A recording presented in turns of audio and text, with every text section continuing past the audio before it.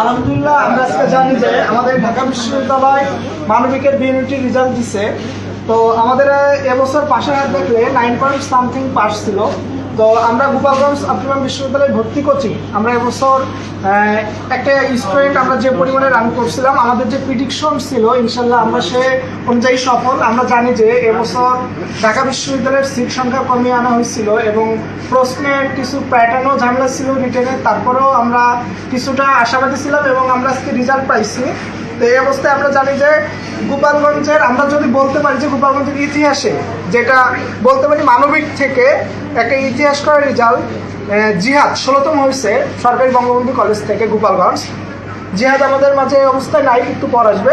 আমাদের এরপর যে পজিশনটা করে নদিয়া, হাজী লাল মিয়া সিটি কলেজ গোপালগঞ্জ থেকে। তো নদিয়াকে আমরা আমাদের অপটিমার পক্ষ থেকে শুভকামনা এবং অভিনন্দন জানাই এবং আমরা নদিয়াকে ফুল দিয়ে আমরা বরণ করে নিব। নদিয়া সকলে নদিয়াকে করতালি লাগবে।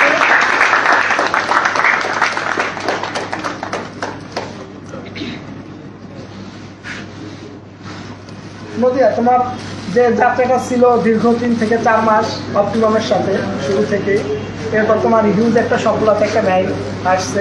তো তুমি যদি একটু সবার কাছে বলতা যে আসলে তুমি কতটুকু নিজের থেকে সাপোর্টিভ বা তোমার প্রতিষ্ঠান তোমার কতটুকু সাপোর্ট করছে, যদি বলতে তাহলে। ধন্যবাদ অপটিমামের সকল টিচারগণকে।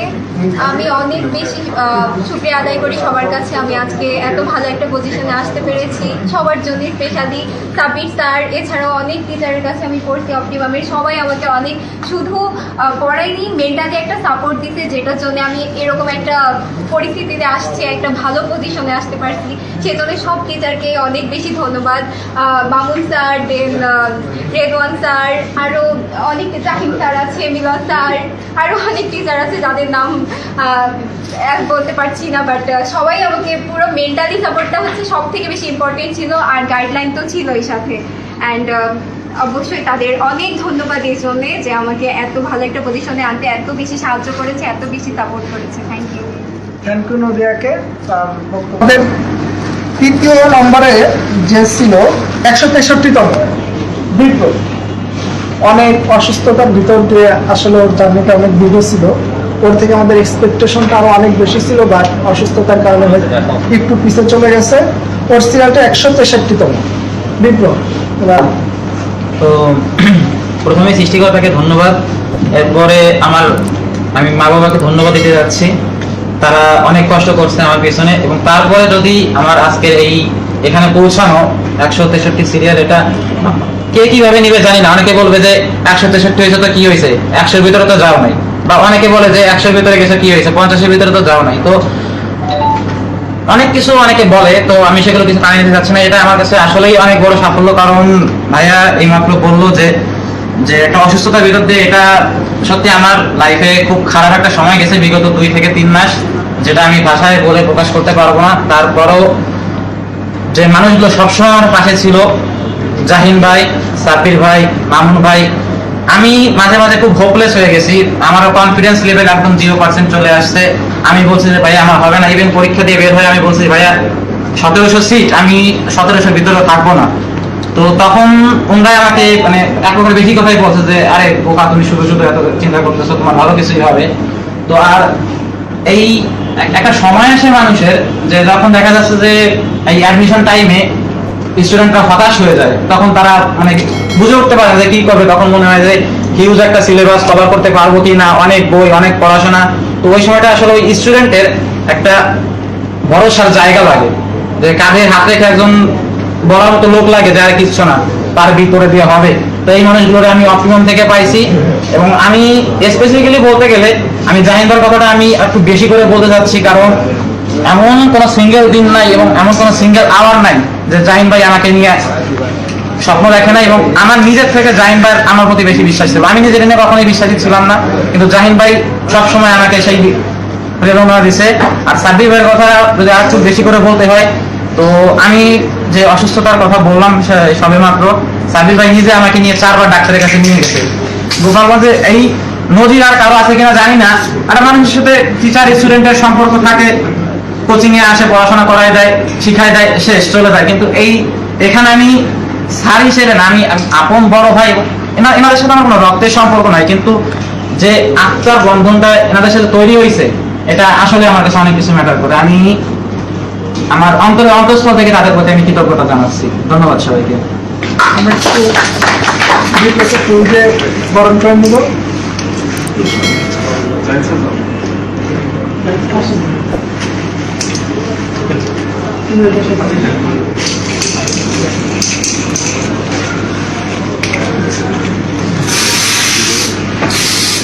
আমাদের এরপর যে মেরিট লিস্টটা ছিল জারিন 203তম বঙ্গবন্ধু কলেজ, জারিন এখনো পথে আসতে পারিনি, আমরা ওকে লাস্টে রাখবো। 5 নম্বরে লালমে জারিন, সরি লালমে আছে, ওর নামটা মিস্টেক হয়েছে, রিয়ামণি 210তম হাজিলাল মিয়া সিটি কলেজ ছিল। রিয়ামণিকে আমরা একটু ফুল দিয়ে বরণ করবো এবং রিয়ামণি আসতে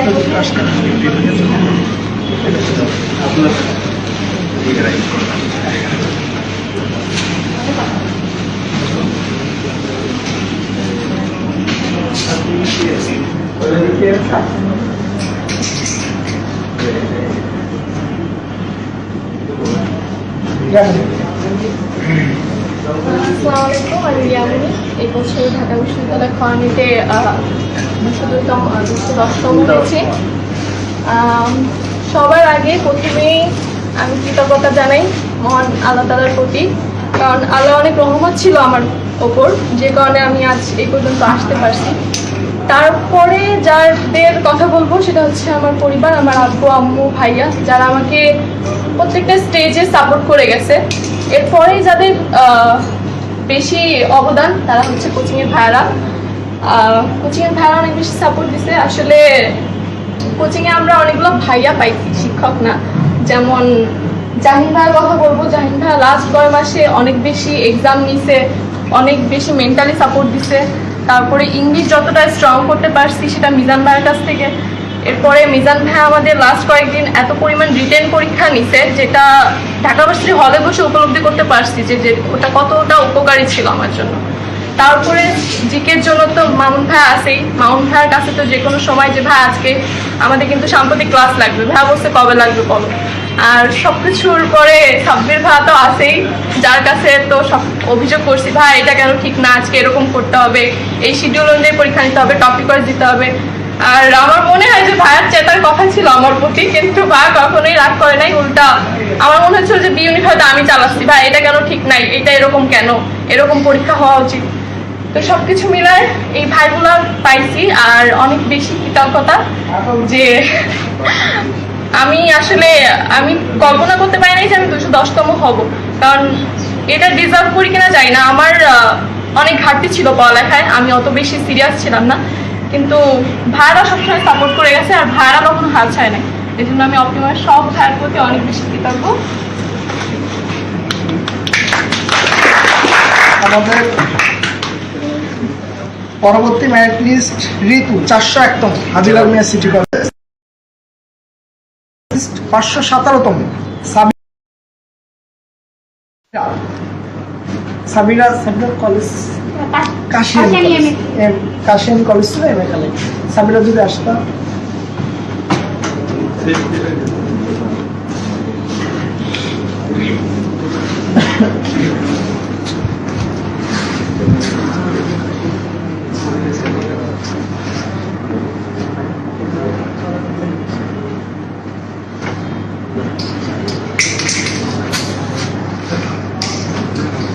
সাবিরা কিছু বলে দাও।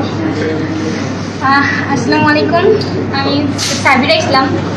আসলে কাশিয়ানীতে থেকে যখন আমি এসএসসি পাস করি তখন আমার অনেক ইচ্ছা ছিল আমি গোপালগঞ্জ যাব, কিন্তু ফ্যামিলি থেকে দেয় নাই, মানায় নিতে পারবো না। এরপরে যখন কোচিং এর জন্যে ঢাকায় যাইতে চাইলাম তখনও মানায় নিতে পারবো না দেখে যেতে দেয় নাই। আমার অনেক ফ্রেন্ডরা আমাকে অনেক বোঝাইছিল ঢাকা যাওয়ার জন্য, কিন্তু আমি যাইনি। আমার ভাইয়া ভাবি ওনাদের বিশ্বাস ছিল যে আমি গোপালগঞ্জ থেকেই কিছু করতে পারবো, এবং ভাইয়ার সাথে যোগাযোগ করে এবং ভাইয়া বলে কোচিংয়ের কথা। আর ওর আরেকটা পরিচয় আছে, আমাদের ভাবায়া বিশ্ববিদ্যালয়ের শিক্ষক আরিফিন স্যারের কাজে ওরা 2 গুণই ভর্তি হয়। তো যখন আমি এখানে আসি অপটিমাম ছাড়া আমি চিনতাম না গোপালগঞ্জে কোন কোচিং আছে কোনটা নাই, আমি জানতাম না। আমি শুধু জানতাম অপটিমাম আছে। তো মাঝে আমার অনেক হতাশা শুরু হয়েছিল। আমি ভাইয়ার সাথে যোগাযোগ করি, বাড়ি চলে গেছিলাম, গিয়ে ভাইয়াকে ফোন দিছিলাম যে ভাই আমি পারবো না, আমার দ্বারা হবে না, আমি কিভাবে করব। তখন ভাইয়া আমাকে বলে তুমি শুধু কোচিংয়ে আসো, আমাদের সাথে থাকো। তো ভাইয়াদের জন্য আসলে আমার এত মানে 517 হয়েছি, সেটা ভাইয়াদের অবদান। আর আমি এখানে এসে আমি কোনো ভাইয়াদের সাথে যোগাযোগ করতে পারিনি, আমি চিনতাম না কাউকে, বুঝতাম না কার সাথে কি করতে। এখন তো সাব্বির ভাইয়া হয়তো, সাব্বির ভাইয়ের সাথে জাহিম স্যারের সাথে হয়তো একটু কথা হয়তো, আর কোনো স্যারের সাথে আমার ওরকম পরিচয় ছিল না। তো এরপরে সবসময় শুধু নার্ভাস হ্যাঁ নার্ভাস কান্নাকাটির ভিতর দিয়ে ঢাকা বিশ্ববিদ্যালয়ে আর হ্যাঁ অবশ্যই আমার ফ্যামিলি, সৃষ্টিকর্তা আর আমার ভাইয়া ভাবি আমার সাথে ছিল, আর ভাইয়া আমার সাথে ছিল। এটাই। ধন্যবাদ সবাইকে। ধন্যবাদ সাবিরাকে। আমাদের পরবর্তী ম্যাথমেটিক্স আব্দুল্লাহ 710তম হাজির আলমিয়া সিটি কলেজ।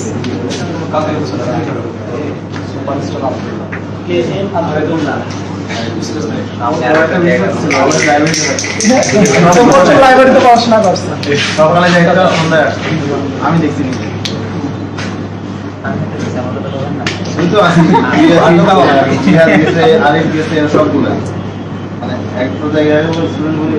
আব্দুল্লাহ বিষয় প্রথম 2 মাস খুব ফাঁকি মাস ছিল, পড়াশোনা করি না, আমি মনে হয় জেতছি। একদিন প্রচুর উল্টাপাল্টা কথা বলছে, যা বলাও যায় না।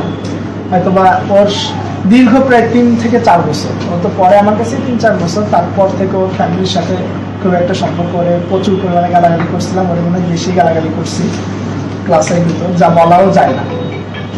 তো দিন শেষে আমি চাইছিলাম ওর ম্যারিটটা হয়তো আরো আগে আসবে, কিন্তু তারপরেও আলহামদুলিল্লাহ যেন অ্যাটলিস্ট আসছে, সৃষ্টিকর্তা সেটি করে নির্ধারণ করে রেখেছে। আব্দুল্লাহ। আসসালামু আলাইকুম, আমি আব্দুল্লাহ। আমার ম্যারিট আছে 710। অবশ্য এর জন্য আমি কতটা যোগ্য সেটা আমি নিজেও জানি না। আমি গোপালগঞ্জেই টাউনে পড়ালেখা করছি, কিন্তু অ্যাডমিশন সম্পর্কে কোনো ধারণা আমার ছিল না। মূলত সাব্বির ভাই আর সাব্বির ভাইয়ের এক বন্ধু মারুফ স্যার আমার বাসায় পড়াতো, এই দুজনের মাধ্যমে আমার অ্যাডমিশন সম্পর্কে প্রথম ধারণাটা পাই। তারপরে অপ্রিমামে ভর্তি হই। অপ্রিমামের সাথে এই দীর্ঘ বছর আমি একদম শুরু থেকে সাব্বির ভাইয়ের সাথে একদম ফার্স্ট স্টুডেন্ট আমি আমাদের ব্যাচে। তো আমি প্রথমে আইসিটি ব্যাচ চালু করি, তারপরে আস্তে আস্তে অ্যাডমিশনে ভর্তি হই, অ্যাডমিশন ব্যাচ করি। আমার সমানে সব কিছুতেই আর কি সাব্বির ভাই ছিল। ভালো সময়ে সাব্বির ভাই ছিল, খারাপের সময় সাব্বির ভাই ছিল। আর রাগ বেশি কথা সব কিছুই বলছে সাব্বির ভাইও। ক্লাসের ভিতরে আসলে ভাই একদিন এমন কিছু কথা বলছে যে এখনো বন্ধুরাও শুধু ছোট ভাইরাও খেপায়।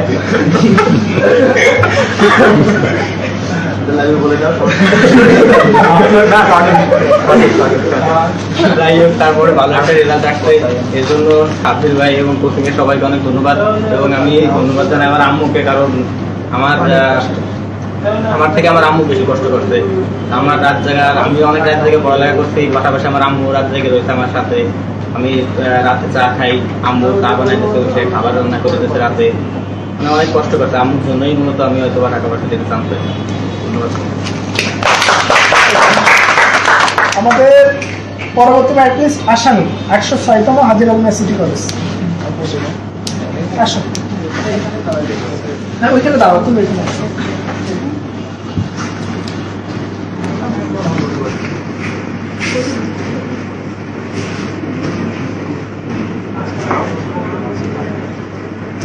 আসসালামু আলাইকুম।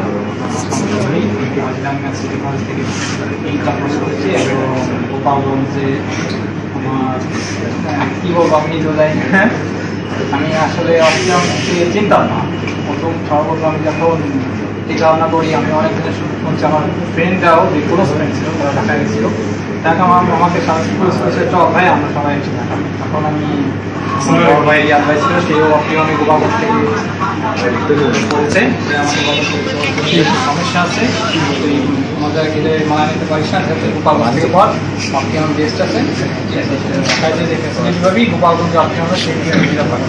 এর জন্য আমি ভাইয়ের কথা শুনে এবং যেজন ভাই ছিল তার সাথে কথাবার্তা বলে গোপালগঞ্জ থেকে গেলে অপটিমামে। এখন আল্লাহ দোয়াতে আমার ঢাকাতে এসে গেছে আলহামদুলিল্লাহ। ঢাকা গেলে যে আমার এটা আসতো আমি জানি না, তার জন্য অক্লান্ত আসে ধন্যবাদ এবং মতামত দোয়া করবেন আপনি। আমাদের পরবর্তী মেরিট জাকারিয়া 856তম হাজিরা ইউনিভার্সিটি কলেজ।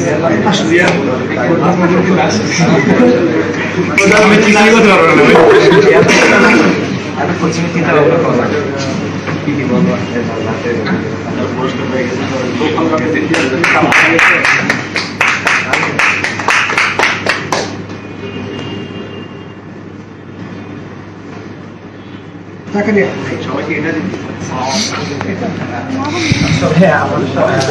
আমি অপটিমামে অনেক পরে যোগ দিয়েছি। এর আগে সাব্বির ভাইয়ের সাথে বা অপটিমামের সাথে আমার যোগাযোগ ছিল না, আমি চিন্তাম না। তো পরবর্তীতে যখন ভাবলাম যে ঢাকায় গেলে এভাবে মানায় নিতে পারবো না, তো খুলনাও যায়নি। যখন শুনছি যে অপটিমামে অনেক ভালো নাম আছে, অনেক ভালো স্টুডেন্টরাও পড়ছে, আমার বন্ধুরা পড়ছে, তখন আর কি এখানে আসার পরে বুঝতে পারছি যে আসলে ঢাকায় গেলে হয়তো এইভাবে এত কেয়ার বা এত গাইডলাইন এত পাইতাম, কিন্তু বাসায় থেকে এভাবে নিজের মতো করে পড়তে পারতাম না। মানে পাহাড় থেকে খাওয়ানোটা অনেক বেশি হইতো। তো এখানে ঢাকায় না যে গোপালগঞ্জ থেকে আমি এত ভালো সার্ভিস পাইছি এখানে অপটিমাম থেকে, এটা আসলে অনেক আমার সৌভাগ্য। এটার জন্য আমি ভাইরা অনেক ধন্যবাদ জানাবো এবং মনে করি যে আমি অনেক ভাগ্যবান এই জন্য এত ভালো রেজাল্ট করতে পারছি আসাতে। কারণ আমি নিজে এত যোগ্য মনে করি না যে এত ভালো রেজাল্ট করবো আসলে। এটার জন্য আসলে সবাই ধন্যবাদ এবং আমার জন্য দোয়া করবেন। আমাদের নেক্সট মিতালি 1607তম বঙ্গবন্ধু কলেজ। খালি মেনশন করে লাইভে গেলে তো হয়ে যাবে। মিতালি বল, সে খুবই পরীক্ষাতে একদম মিথ্যা কথা বলার আগে বলছে পরিমাণ নাকি কাউন্ট হবে না। এখন একটু বলো। কি বলবো, সবাইকে প্রথমে নমস্কার। কোথেকে শুরু করবো জানি না।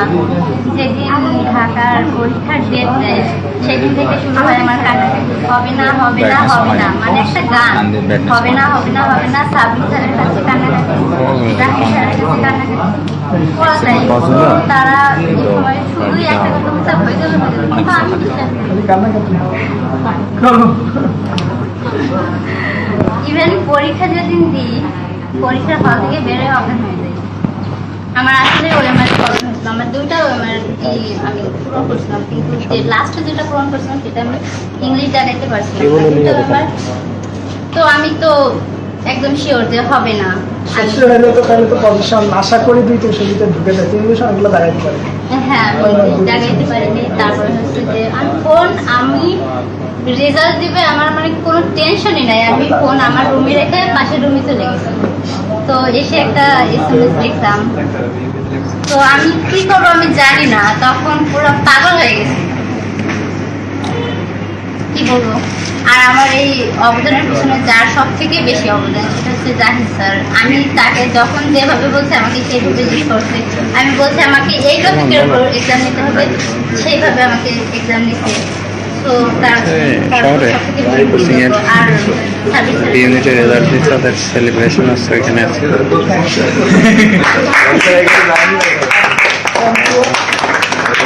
কালকে পড়ানো আছে, কালকে দিও। এরপর আমাদের 858তম শিশি, ও টাকিরাট কলেজে পড়াশোনা করছে, এখান থেকে আসছিল। শিশি একটু দূরে থাকার কারণে আসতে পারেনি। শিউলি 1243তম হাজির ইউনিভার্সিটি কলেজ।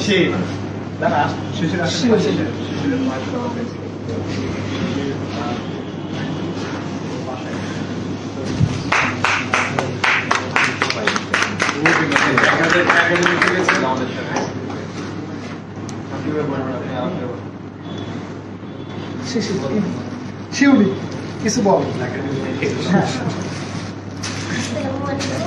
আমি শিউলি একটা স্বর্ণা। আসলে আমি যে ঢাকা বিশ্ববিদ্যালয়ে চান্স পেয়েছি, আমি এটা ভাবতেই পারিনি যে আমি পাবো। যে আল্লাহ মানে এমন রহমত করছে আমি বুঝতেই পারিনি। আর আমার যে পর্যন্ত আসছে, আমার আম্মু প্রচুর সাপোর্ট করছে আমাকে, এত সাপোর্ট করছে বলার মতো হয়। মানে আমার মতো ফ্যামিলি থেকে উঠে আসা, মানে আসলে ঢাকা বিশ্ববিদ্যালয়ে ঢাকার কথা চিন্তা করাও অসম্ভব ছিল। আমার আম্মু অনেক সাপোর্ট করছে আর অপটিমাম মানে অনেক সাপোর্ট করছে। আমি ঢাকা বিশ্ববিদ্যালয়ে পরীক্ষা দিব, এইখান থেকে বেরোবো, পড়ালেখা করবো, এরকম ভাবতে পারছি অপটিমাম মানে দেখেই। মানে আমি মানে অপটিমাম যে এবার প্রথম 2 জন চান্স পেয়েছিল, তাদের সংগঠনে একটা অনুষ্ঠান হয়েছিল, ওইখানে গিয়েছিলাম। ওইখান থেকেই আর কি আমার ইচ্ছা ছিল আর কি ঢাকায় পড়বো। আর কোচিং আমি আমি কখনো ভাবতেই পারি না যে আমি অন্য কোনো কোচিংয়ে পড়বো। আমি শুরু থেকে অপটিমামের সাথেই আর কি ছিলাম, অপটিমামের সাথেই। আর আমি সবাই পরিচিতরা আমাকে মানে আমি সবাইকে বলে বেড়াইছি যে আমি আসলে কিছু পারি না, আমি পরীক্ষা দেবো না, এই সেই। আমার অনেক রাগ করছে। আমি তো পরীক্ষার আগের দিন কাউরে বলেও যাইনি যে আমি পরীক্ষা দিতে যাচ্ছি। মানে পরীক্ষা দিতে যাচ্ছি বললে জিজ্ঞাসা করবে যে কি করছিস রেজাল্ট, এই জন্য আমি কাউকে বলি না। কিন্তু আমি হুট করে রেজাল্ট দেখে পুরোই অবাক যে আমি কেমন চান্স পাইলাম, একেবারেই অবাক। আর আসলে এই স্যারদের জন্য আর কি এরকমই হয়েছে। এরকম একটাই যে তুমি মনে হবে যে তুমি কিছু পারো না, তুমি কিছু পড়ে না, কিন্তু রেজাল্ট 1 মিনিটটা আসলে তুমি চিন্তাও করতে পারবে না। অপটিমাম এমন একটা জায়গা, মানে ও বরাবর ওর রেজাল্টটা একটা এভারেজ পয়েন্টে ছিল। ও মাঝে মাঝে ভালো করছে, মাঝে মাঝে খারাপ হইলে আমি ওর কাছে একা একা যাইতাম যখন পরীক্ষা দিতে কি অবস্থা। পরে আমরা কিছু লাস্টের দিক যেমন এক্সাম নিয়ে আমরা একটা ব্যাচ আলাদা করছিলাম। তো মোটামুটি ওই ব্যাচের যারা এভারেজ ছিল 40-45 পাই, ও বি-সি ক্যাটাগরি ব্যাচে থেকেও 40-41 পাই। আমি বলছি তুমি এই ব্যাচে আসো কেন? ভাই একটা ব্যাচে আসলেই হয়, কারণ আমরা লাস্টের দিকে একটু সিলেক্ট করছিলাম কারা প্রথম সারির স্টুডেন্টগুলো একটু ভালো পরীক্ষা দিচ্ছে। ও এই সারির স্টুডেন্টও 30 পাচ্ছে, ওই সারি থেকে ও 40-41ও পাইছে। আমি ওরা খুঁজে পাই না 2 দিন। ওকে ভাই একদিকে পড়লেই তো হয়েছে, পরীক্ষা দিলেই তো হচ্ছে, সব বেদেই তো সাররা একই স্যার ক্লাস নেয়। তো মোটামুটি ওইভাবে ভাবতে পারি না আসলে ওর জন্য ঢাকা বিশ্ববিদ্যালয়, বাট ওর ডিজার্ভ করে। ওর যে পজিশনটা ছিল কোচিংয়ে, এভারেজ পজিশন ছিল, এভারেজ পজিশন থেকে আমাদের স্টুডেন্টরা বেশি উঠে আসে। তো আবার এগেইন কনগ্রাচুলেশন। আমাদের নেক্সট রমা খুবই নরম, বিশ্বাস করে নে। বিশ্বাস করতেছে না করছে ক্যাম্পাসে যাবো ইনশাআল্লাহ।